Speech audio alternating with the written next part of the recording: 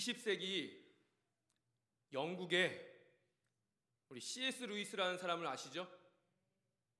담임 목사님께서 여러 번 말씀하셨고 저도 몇 번 말씀드린 적이 있는 것 같습니다. 이 C.S. 루이스의 유명한 책이 여러 권 있습니다. 근데 그 중에서 이름만 말해도 아시는 책이 아마 있을 겁니다. 나니아 연대기라고 아시죠?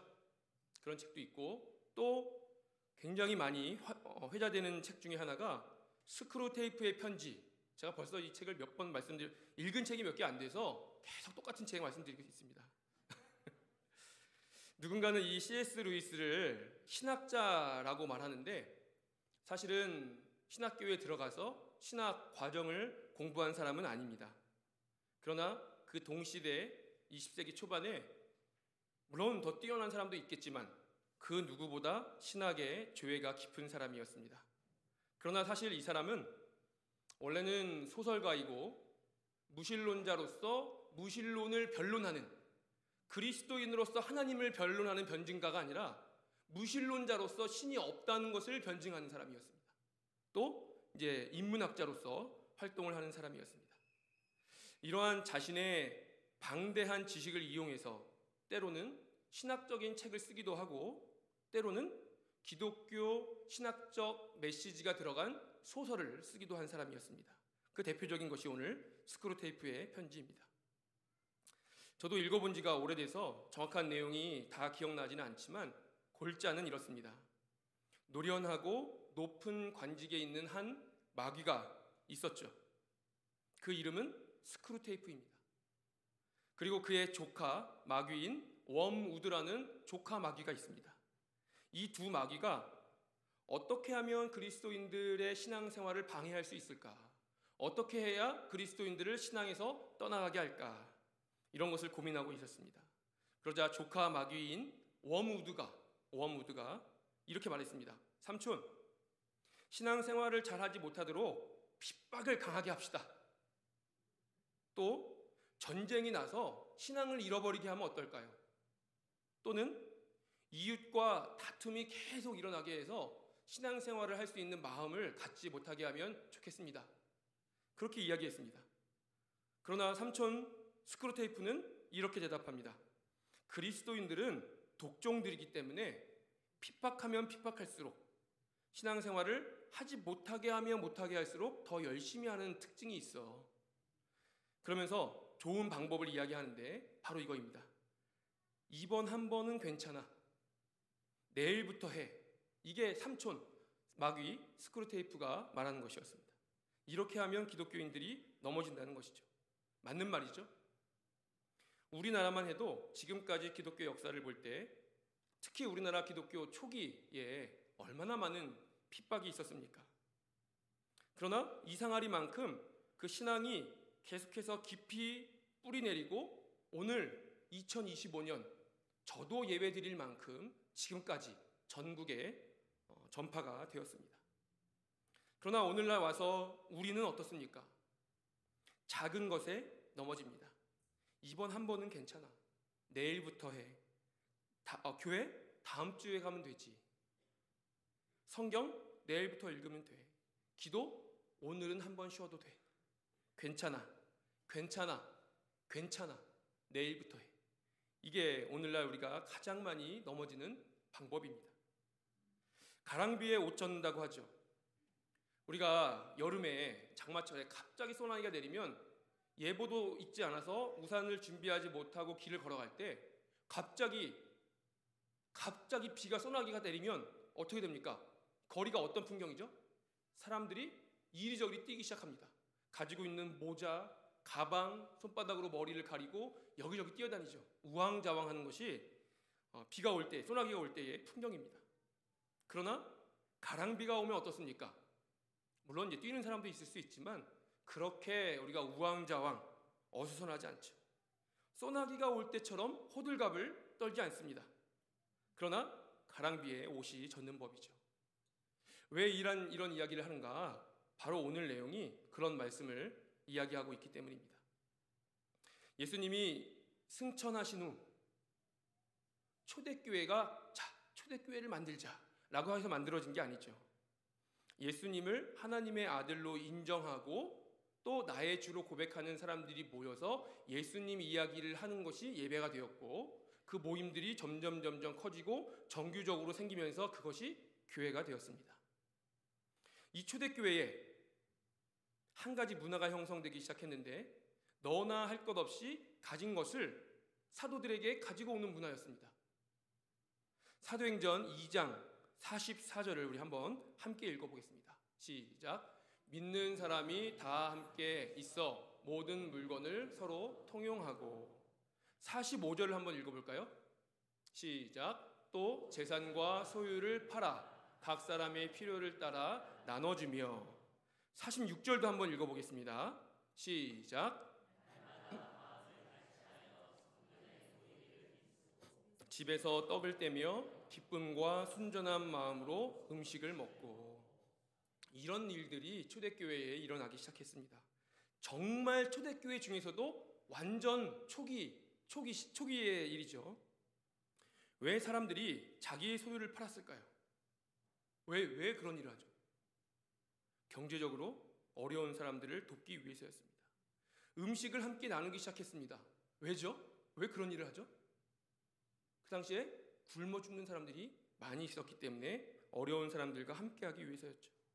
사실 이것이 예수님이 살아계실 때 매일 외치던 것이었습니다. 물론 천국이 가까이 왔다, 회개하라, 하나님 나라는 이와 같은 것이다. 예수님이 비유가 아니고서는 말씀하시지 않았을 정도로 수많은 하나님 나라에 대해서 이야기했지만, 그 결론은 무엇이죠? 하나님 나라의 결론은 무엇입니까? 물론 여러 가지가 있을 수 있지만 그 핵심은 구제입니다. 구제. 어려운 사람들을 돕는 것. 이것이 예수님의 진정한 사랑 실천 방법이었습니다. 그런데 이런 운동이 나타나긴 나타났는데 일회적인 것이 아니었던 것이 특징이죠. 사도행전 4장 32절에는 어떤 말이 나오냐 하면, 믿는 무리가 한 마음과 한 뜻이 되어 모든 물건을 서로 통용하고 자기 재물을 조금이라도 자기 것이라. 어떻게 이렇죠? 자기 물건을 조금도 자기 것이라고 말하지 않는데요. 무리가 은혜를 받았고 그 중에 가난한 자가 없게 되었고, 많은 사람들이 자신의 소유를 팔아 사도들의 발 앞에 두었다고 합니다. 그리고 사도들은 각 사람의 필요를 따라 나누어 주었다고 합니다. 만약에 은혜가 없이 이런 일을 남들이 하기 때문에 나도 억지로 했다면 이런 눈치였겠죠. 저 사도들이 과연 공평하게 나누는가? 이것이 중요하지 않았던 이유는 모두가 은혜를 받았기 때문에 감시할 필요도 없고 의심할 필요도 없고 공정하지 못할 것도 없었습니다. 저절로 다 그렇게 되는 그 교회가 초대교회였던 것이죠. 초대교회는 정확하게 말하면 이제 우리 예루살렘 교회죠. 초대교회는 그 당시에 4세기, 5세기까지 그 당시 있던 교회를 다 초대교회라고 하니까요. 정확하게 말하면 예루살렘 교회는 이런 운동들이 계속되었습니다. 그러나 모든 교회가 그렇게 해야 되는 것은 아닙니다. 우리 교회가 반드시 그렇게 해야 되는 의무감을 가져야 되는 것은 아닙니다.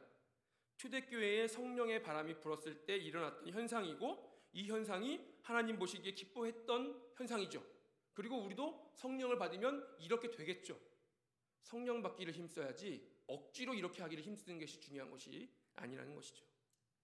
어쨌든 그런데 초대교회에 한 가지 문제가 생겼습니다. 많은 성도들이 자기의 소유를 팔아서, 특히 성경에 보면 계속해서 밭을 팔았다고 그러는데, 밭을 판 값을 사도들 앞에 드리는데 그 대표적인 사람이 우리 4장 말미에 보니까 바나바라는 사람이 사도들 앞에 밭을 팔아서 바쳤습니다. 사도행전을 유심히 보시면 알 수 있는데, 바나바는 사실 굉장한 부자였습니다. 많은 학자들이 추측하기로, 원래 바나바의 고향이 구브로잖아요. 구브로 섬. 추측하기로 바나바는 굉장히 부자였고 구브로 섬에 그의 수많은 재산이 있었다. 그러나 예루살렘에도 적지 않은 재산이 있었다라고 추정을 한다고 합니다. 그런데 바나바는 그 많은 재산 중에 밭 하나를 팔아서 사도들 앞에 드린 것입니다. 그렇게 부자라고 하니 그래도 아깝겠지만 성령 충만함으로 은혜를 받아서 충분히 있을 수 있는 일이라고 생각합니다. 사실 이런 사고방식을 우리는 멋진 말로 노블리스 오블리주라고 부르죠. 우리 권력은 권리를 쟁취하기 위해서 있는 것이 아니라 의무를 다하기 위해서 있는 겁니다. 그렇죠? 재산은 내가 혼자 누리기 위해서 있는 것이 아니라 베풀기 위해서 있는 겁니다. 물론 그렇다고 해서 권력이, 재산이 내 것이 아닙니까? 그 말은 아니죠. 그런 것이 아니라 그런 마음을 가지고 행할 수 있는 믿음의 수준을 높여야 된다는 뜻이죠. 그런 의무와 베품의 정신을 가져야 한다는 것입니다. 그리고 예수님이 이 땅에 계시면서 계속해서 말씀하신 것이 바로 나그네와 과부와 고아를 도와라. 이것이 예수님의 사랑의 실천 최고봉이었죠. 그런데 여기까지는 좋습니다. 그런데 문제가 하나 있는데, 너도 나도 자기의 소유를 팔아서 교회에 바치다 보니 본의 아니게 누가 이렇게 했대, 누구는 그 밭을 팔았대, 누구는 그걸 팔아서 바쳤대, 다 바쳤대. 그런 말들이 돌게 되고 누가 했는지 알게 되는 일이 생기게 되었던 것이죠. 초대교회가 아무리 성령 충만한 교회였다고 해도 그런 모습을 보고 시기하는 사람이 있었을까요? 당연히 있죠.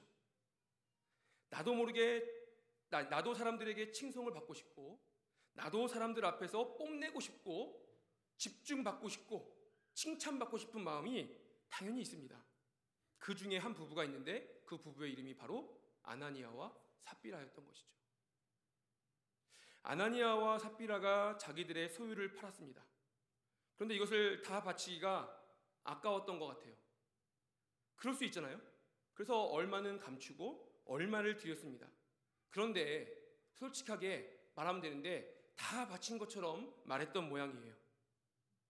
그런데 갑자기 베드로가 그것을 받고 이렇게 말하죠. 아나니아야, 어찌하여 사탄이 너의 마음에 가득하여 네가 성령을 속이고 땅값 얼마를 감추었느냐. 또 이렇게 말하죠. 땅이 그대로 있을 때에는 네 땅이 아니냐? 판 후에도 그것이 네 마음대로 할 수 없느냐? 어찌하여 이 일을 내 마음에 두었느냐? 사람에게 거짓말한 것이 아니요 이것은 하나님께로다. 강하게 질책을 합니다. 그랬더니 아나니아가 이 말을 듣고 두려워서 엎드려 떨고 있을 때 그의 혼이 나갔다고 합니다. 삽비라도 마찬가지죠. 3시간쯤 후에 와서 삽비라가 베드로에게 왔고 똑같이 물어보고 거짓말을 하고 삽비라도 죽음을 맞이하게 됩니다. 그렇다면 아나니아와 삽비라는 왜 죽었습니까? 차라리 헌금을 하지 말걸. 그랬으면 그냥 행복하게 살았을 거 아닙니까? 괜히 헌금을 해가지고, 왜 괜히 헌금을 해가지고 도대체 아나니아와 삽비라가 죽은 것일까요?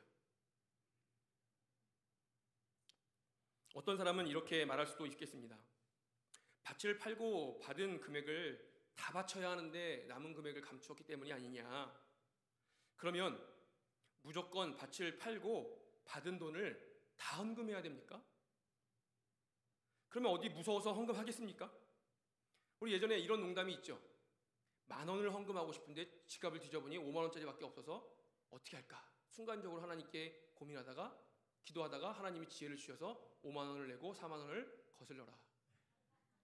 스스로.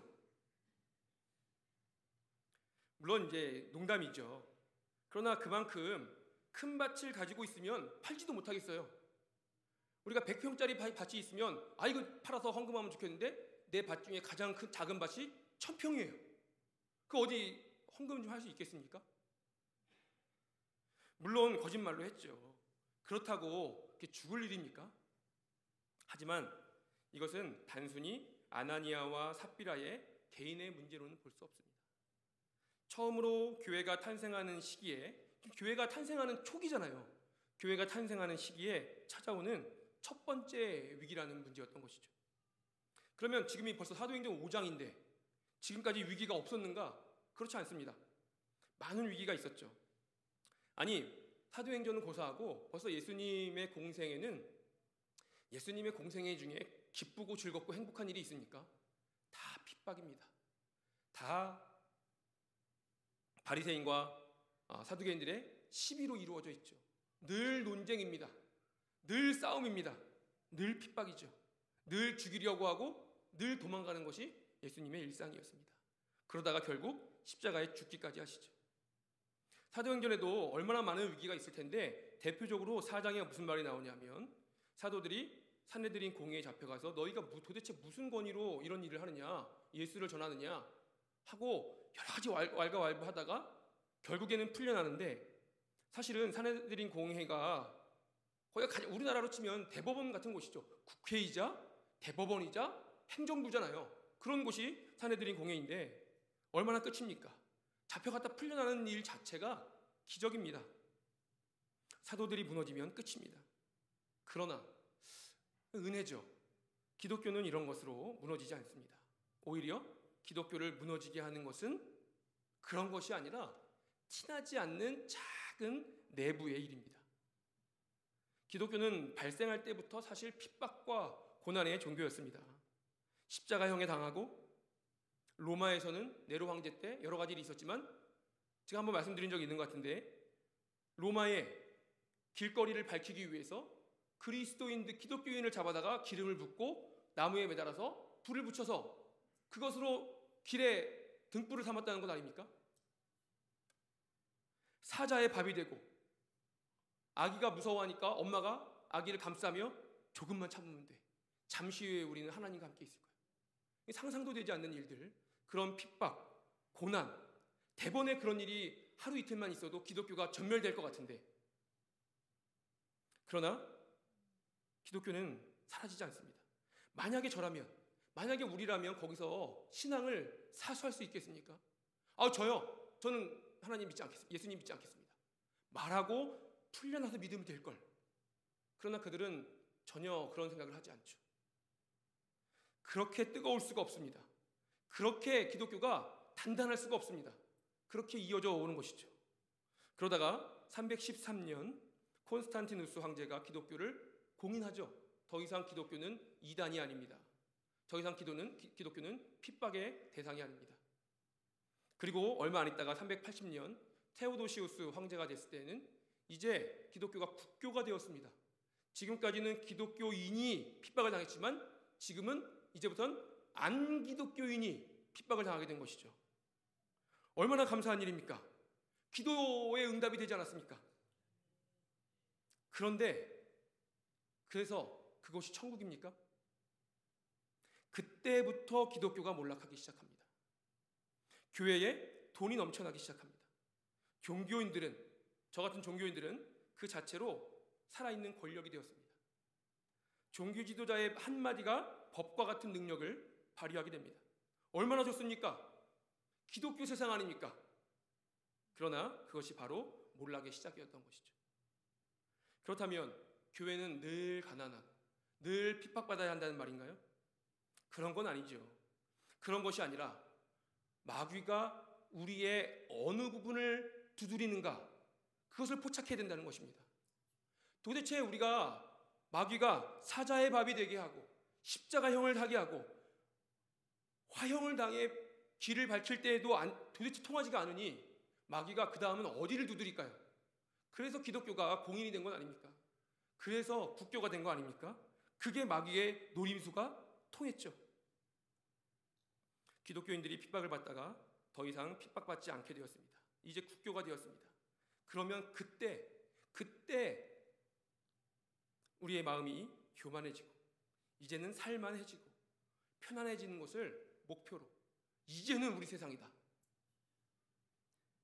그런 것이 아니라 우리 기독교가 그때 바로 핍박받았을 때를 기억해야 합니다. 그 어려웠던 시기를 그때 국교가 되었을 때 기억했어야 되는 겁니다. 가난한 마음으로 예배하던 때, 그때를 물론 똑같지는 않겠죠. 그러나 그때를 잊지 않아야 되는 것이 바로 그 국교가 되었을 때였다는 것입니다. 우리 구약에 보면 하나님도 이스라엘 사람들에게 늘 말씀하시죠. 너희가 나그네 되었던 때를 기억해라. 너희가 애굽의 종살이 되었을 때를 기억해라. 솔로몬이 어땠습니까? 아버지가 역대 최고의, 물론 이제 후대의 평가지만 역대 최고의 왕이었습니다. 다윗과 솔로몬 때가 이스라엘 역사에 있어서 가장 부강한 때였습니다. 수많은 왕들이 그의 지혜를 탐하기 위해서 와서 구경하고 그의 권능과 모든 영광을 보고 감탄하지 않았습니까? 그때 솔로몬은 지금까지 역사하신 하나님을 기억해야 했습니다. 우리 아버지가 언제 힘들었고 언제 위기였으며 어떻게 하나님이 함께 하셨는가, 어떻게 회개했는가를 솔로몬은 기억해야 했습니다. 그 어려움 가운데에서도 우리나라를 지켜주신 하나님, 이 작은 이스라엘 우리나라가 도대체 뭐가 잘나서 하나님의 은혜가 아니었는가. 그러나 솔로몬은 자기의 기술로, 자기의 능력으로 이 나라를 운영하기 위해서 꾀를 하나 내었는데, 그 꾀가 바로 수많은 나라들과 결혼 협약을 맺는 것입니다. 자기 아들도 아니고 자기가요. 그 부인이 1000명 아닙니까? 부인이 1000명, 왕비가 1000명입니다. 그러니 우상도 1000개 아니겠습니까? 물론 딱 맞아 떨어지는 것은 아니지만 하나님이 이방인과 결혼하지 말라는 이유는 우상이 들어오기 때문인데, 왕비가 1000명이니 우상도 1000개겠죠. 그래서 솔로몬이 역대 최고의 우상 숭배자 아닙니까? 솔로몬에게 있어서 그 지혜와 부와 강한 군대와 그 권력이 몰락의 시작이 되었던 것입니다. 이게 바로 삼촌마귀 스크루테이프의 편지에서 그 지혜롭고 높은 관직에 있는 삼촌마귀의 전략이었던 것입니다. 그 전략을 설명하고 있는데 실제로 보니 이 기독교 역사와 똑같습니다. 강하게 압박한다고 해서 신앙인이 신앙을 놓치지 않습니다. 병에 든다고 해서, 비난받는다고 해서, 경제적 어려움이, 물론 그래서 순간적으로 어려움이 있을 수 있겠죠. 어쩌면 순간적으로 하나님을 떠날지 모르겠습니다. 그러나 그렇게 한다고 해서 신앙을 버리지 않습니다. 정말로 하나님을 만나는 사람이라면 말이죠. 그러나 하나님을 떠나는 방법은 그렇게 거창한 것에 있지 않습니다. 사소한 말다툼에 있죠. 사소한 서운함에 있습니다. 교묘한 내 마음속에 있습니다. 배가 부를 때, 간절함이 사라질 때, 우리 엘리 시대 하나님의 말씀이 기이했던, 더 이상 하나님을 만나는 일이 벌어지지 않을 때, 더 이상 하나님이 두렵게 느껴지지 않을 때, 누가 죄를 지으려고 맘먹고 짓습니까? 우리가 신앙을 잃어버리려고 작정하고 신앙을 잃어버립니까? 간절함이 사라지는 것이죠. 하나님이 없어도 우리 살 수 있지 않습니까? 그래도 우리 삶의 변화는 아무것도 없습니다. 그러나 나도 느끼지 못하는 사이에 하나님과 멀어지고 있다는 사실이죠. 이 모든 것을 아시는 하나님께서 기독교가 태동하는 그때, 물론 이제 그 후대 일이지만 기독교 역사를 보니 늘 새롭게 시작할 때, 태동할 때 그런 일이 있었는데, 오늘 기독교가 태동하는 그 자리에 아나니아와 삽비라를 통해서 퍼지게 될 그 속임병, 속임 바이러스를 하나님께서 막으신 것이죠. 이런저런 핍박 속에서도 기독교는 부흥하고 있었고 그 안에 사랑과 교제가 넘치고 있었습니다. 더 이상 핍박이라는 전략은, 그 마귀의 전략은 기독교에 통하지 않습니다. 그때 마귀는 새로운 전략을 짜고 있었습니다. 교회 안에 거짓말, 교묘한 괜찮아, 그래도 괜찮아, 조금 숨겨도 괜찮아, 거짓말 한 건 아니잖아, 그래도 안 한 사람보단 낫잖아. 그렇습니까? 그렇기 때문에 하나님은 베드로를 통해서 말씀하고 계시는 것이죠. 네가 어찌하여 성령을 속이느냐? 베드로가 말하는 것이 아니라 베드로를 통해서 하나님이 말씀하시는 것입니다. 하나님은 하나님의 나라가 시작될 때, 혹은 우리에게 하나님 나라가 확장될 때, 무언가 하나님의 일이 시작될 때, 외부의 방해가 있다면 우리가 넘어지지 않도록 우리의 편이 되어주시지만, 그러나 내부의 방해, 내면의, 우리 공동체 내부의 방해, 내 내면의 방해, 그때는 하나님이 우리의 편이 아니라 우리의 적이 되어주십시오. 그냥 넘어가지 않으십니다. 오늘 아나니아와 삽비라의 이야기가 단순히 소유의 판 것을 바쳤느냐, 속였느냐, 다 바쳤느냐의 문제가 아니었던 것이죠. 하나님이 일하시는 이야기가 오늘 이야기라는 것을 잘 기억하시고, 하나님이 오늘 우리에게 어떻게 역사하시는가, 나에게 어떻게 말씀하시는가, 누구를 통해서 어떻게 무엇을 말씀하시는가 깨어서 그 말씀을 경청하고 그 말씀에 순종하는 저와 여러분 되시기 원합니다.